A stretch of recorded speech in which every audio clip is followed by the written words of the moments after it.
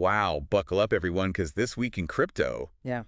it's been like, well, a roller coaster. Strapped Yeah. in and ready. Yeah. Wild ride definitely comes to mind. Seriously, from Bitcoin breaking records to some pretty surprising comebacks and even those whispers about, how the election might shake things up.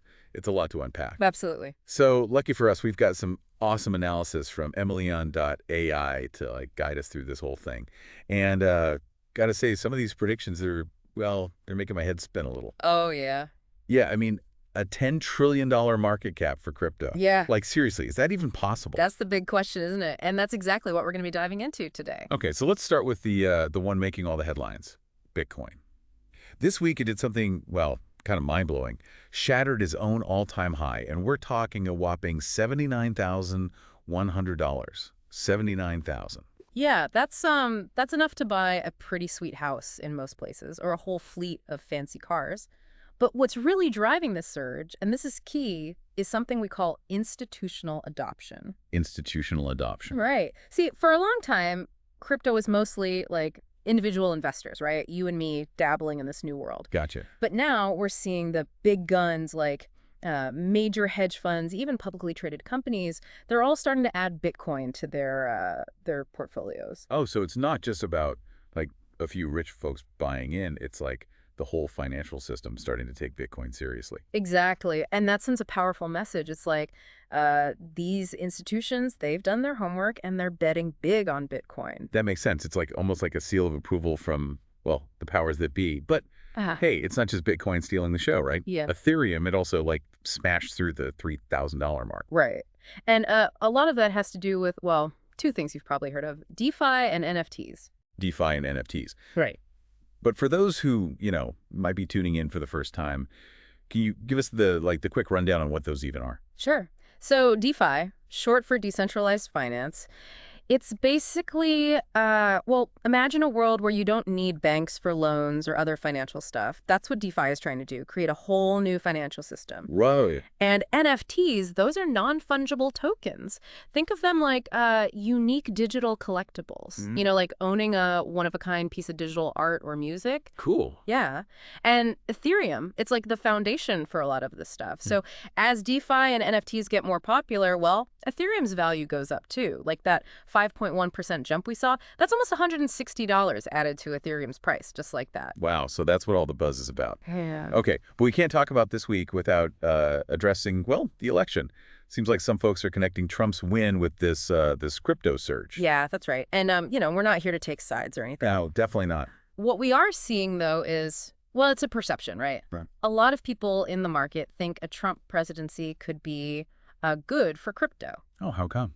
Well, it goes back to some of the things he said and potential policies, like he's talked about cutting regulations, which for crypto businesses, that's a big deal. Less red tape, yeah? Exactly. And some analysts even think he might try to create, laws that are more crypto-friendly. Okay, so those are the things driving those pretty ambitious predictions, like that $10 trillion market cap we talked about. Well, it's part of it, yeah. But for crypto to reach that level, I mean, we're talking massive adoption. Like everyone using it. Yeah, it can't just be, investors buying and holding. Crypto would need to become like a normal way to pay for things, your groceries, your coffee, everything. Whoa. And that would require some serious changes. Like the whole way we think about money would need to shift. That's a big shift. For sure. Okay, but speaking of big shifts, the Federal Reserve, they're expected to cut interest rates soon, right? And that could have some pretty interesting effects on crypto, too. Oh, how so? I'm not really a finance person. Well, it's like this. When interest rates go down, keeping your money in a savings account, it's not as attractive. You earn less interest. Makes sense. So investors, they start looking for other places to put their money, places where they might get bigger returns. And crypto, it often fits that bill. Risky, but potentially high reward, yeah. Exactly. So the Fed cutting rates, it could actually push even more people to invest in crypto, which, could keep this whole rally going. Wow, so it's like one financial event leads to another, and it all kind of circles back to crypto. It's all connected. But hey, it's not just Bitcoin and Ethereum making waves. Some of the, what are they called? Altcoins are putting on a good show too. Ripple, it jumped up 14%. And Cardano, it made a comeback.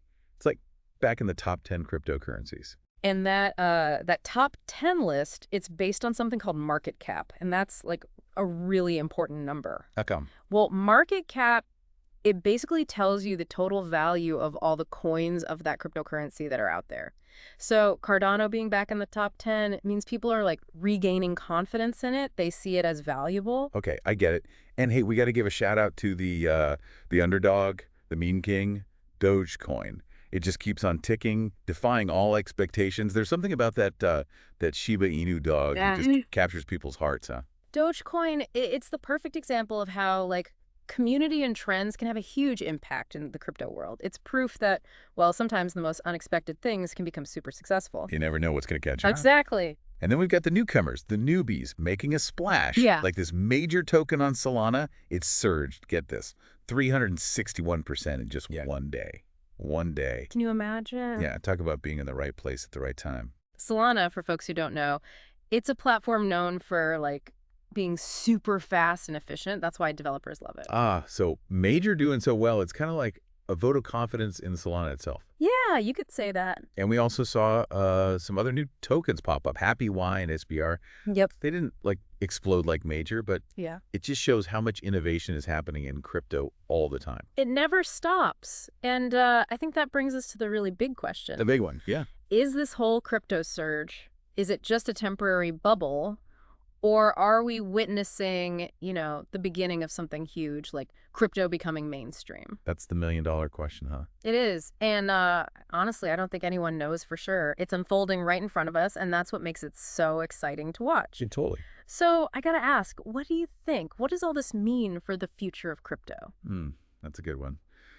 I guess we'll have to wait and see, but one thing's for sure, it's going to be a wild ride. Couldn't agree more. Thanks for joining us on this deep dive, everyone. Until next time.